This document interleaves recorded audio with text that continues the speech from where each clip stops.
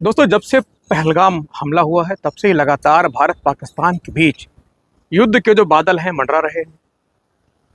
और कहने की पाकिस्तान को अब एक सबक देने की ज़रूरत है, एक मैसेज देने की ज़रूरत भी है कि हम कई दशक से लगातार कश्मीर में जो आतंकवाद का दंश है, विष है, वो झेल रहे हैं। हमारे बेकसूर नागरिक जिनकी हत्याएं होती हैं, हमारे जो आर्म्ड फोर्सेस के जवान हैं, हमारी सिक्योरिटी एजेंसियां हैं, उनके जवानों के साथ इनकाउंटर होते हैं, उनकी शहादत होती है।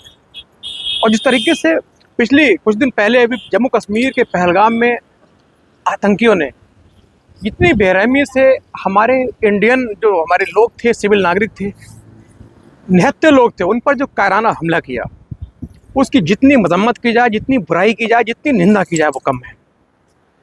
तब से ही लगातार पूरे देश में गुस्सा उबाल पर है। पूरे देश की एक मांग है किसी तरीके से पाकिस्तान को इस बार हमला करके उसको सबक सिखाया जाए।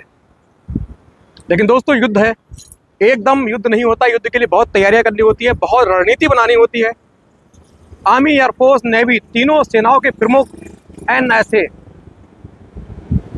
तमाम जो सुरक्षा से जुड़े एक्सपर्ट लोग हैं, उनकी बैठक होती है, रक्षा मंत्रालय से बैठक होती है, उसके बाद युद्ध का निर्णय लिया जाता है। लेकिन युद्ध से पहले भी भारत को, पूरे देश को संभाल कर रखना, हिफाजत में रखना, ये मौजूदा सरकार की और हमारे देश की सेनाओं की जिम्मेदारी होती है कि युद्ध में किसी तरह से हमारी जो सिविल पॉपुलेशन है उसका नुकसान ना हो। इसीलिए अब ऐसा लग रहा है कि भारत पाकिस्तान से आर पार के मूड में है। लगातार जो तस्वीरें आ रही हैं, जिस तरीके से रक्षा सचिव जो और बाकी सेक्रेटरी हैं, उनकी मीटिंग चल रही है, उससे लग रहा है कि इस बार कुछ ना कुछ आर पार होने के मूड में है। दोस्तों, इसीलिए कल 7 मई 2025 को पूरे देश में एक मॉक ड्रिल रखी गई है, ब्लैक आउट रखा गया है।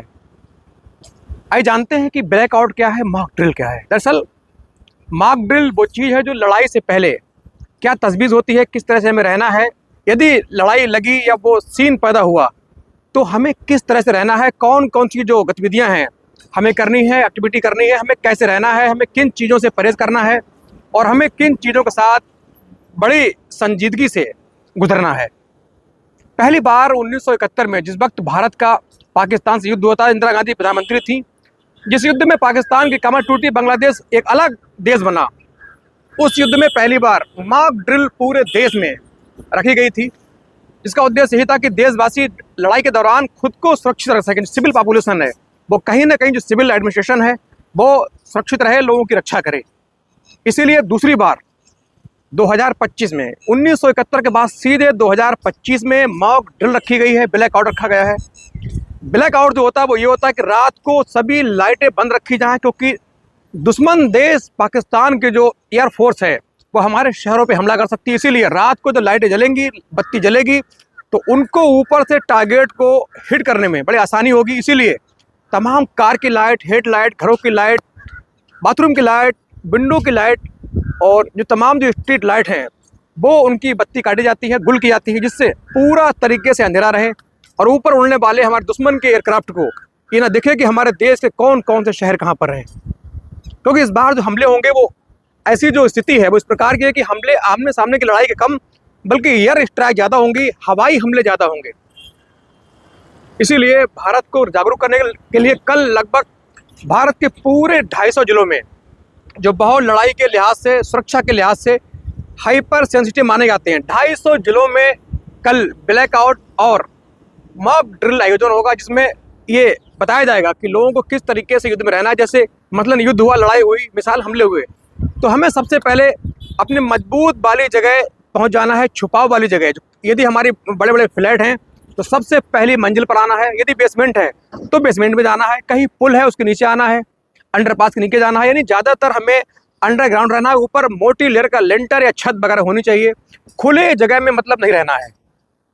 हमें अपने साथ, जब ये यदि लड़ाई लगी तो हमें अपने साथ मोमबत्ती, माचिस, मोबाइल फ़ोन, ज़रूरी खाने की जो ड्राई चीज़ें हैं जो ख़राब नहीं होंगी, मतलब बिस्किट हैं, खजूरें हैं, बादाम हैं, काजू हैं, तमाम वो दूसरी चीज़ें जो खाकर हम कई घंटे तक जिंदा रह सकते हैं। उसके बाद जब बचाव राहत आएगी तब तक हम अपने आप को सर्वाइव कर सकें।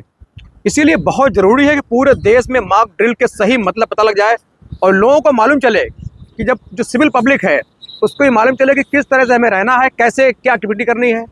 इसी तरह से जो ब्लैक आउट है उसमें भी हमें अपने वाहनों की हर लाइट को बंद करना है, अपने मकान की तमाम लाइट को बंद करनी है। मेन लाइट तो पहले काटी जाएगी, लेकिन जो इन्वर्टर्स हैं उनकी लाइट हम जलाएंगे तो ये हमारे लिए खतरा साबित होगी। हमें छत के ऊपर नहीं जाना है अंदर से वीडियो बनाने के लिए कि हाँ हम ड्रोन का या हवाई का एयरक्राफ्ट का वीडियो बनाएंगे, ऐसा नहीं करना है। हमें अपने घर के अंदर रहना है, छुपा में रहना है, खाने की चीज़ इकट्ठी करनी है। इसीलिए देश में कल 250 जिलों के आसपास पूरे देश में जो सेंसिटिव जिले हैं उनमें मॉक ड्रिल ब्लैकआउट रखा गया, जिससे लड़ाई के दौरान हम अपने पूरे देश को पहले से ही अवेयर रख सकें, उनको जागरूक रख सकें, जिससे हमारा जो नुकसान है काफ़ी हद तक कम हो जाए। दोस्तों, इस बार लग रहा है जिस तरीके से तैयारी है कि हमको लग रहा है, चूँकि मैं रक्षा में रहा हूँ, सेना में रहा हूँ, इसी नाते मेरा ये तजुर्बा है कि कहीं न कहीं लग रहा है कि इस बार हवाई हमले ज़्यादा होंगे, एयर स्ट्राइक ज़्यादा होंगी। हालांकि हमारा देश पाकिस्तान से कई टाइम मजबूत है, लेकिन दुश्मन को भी कभी हल्का नहीं भापना चाहिए। उसके पास भी एटम परमाणु हथियार हैं। बड़ी बात यह है कि हमारे देश ने तो उस संधि पर हस्ताक्षर किए हैं जिसमें कहा गया कि हम परमाणु हमला किसी भी सूरत में पहल नहीं करेंगे। दुनिया के तमाम देश उन्होंने ये साइन कर रखे, लेकिन पाकिस्तान ऐसा निकम्मा अकेला देश है जिसने इस समझौते पर साइन नहीं किए।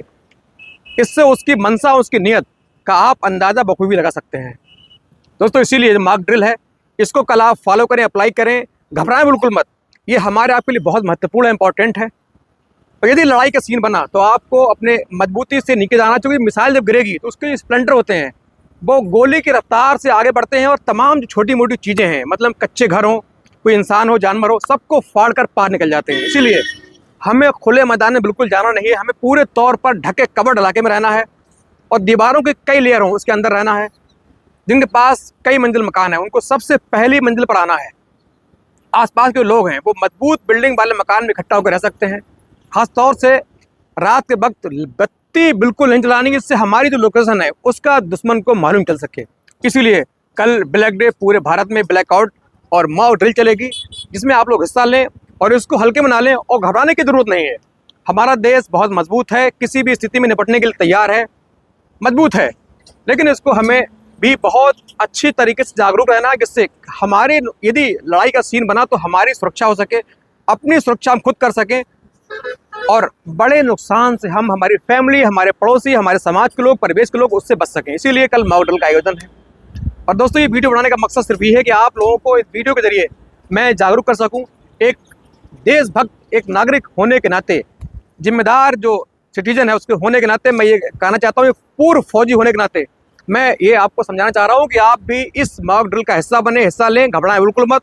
पूरी जो उसकी गाइडलाइन है उसका पूरी तरीके से फॉलो करें, पालन करें, जिससे आने वाले वक्त में यदि युद्ध हुआ तो आप और हम सब सुरक्षित रहें, हमारा देश सुरक्षित रहे और हमारे ऊपर होने वाले किसी भी हमले को हम नाकाम कर सकें। दुश्मन को अपनी लोकेशन है उसका कहीं तक मालूम न चलने दें।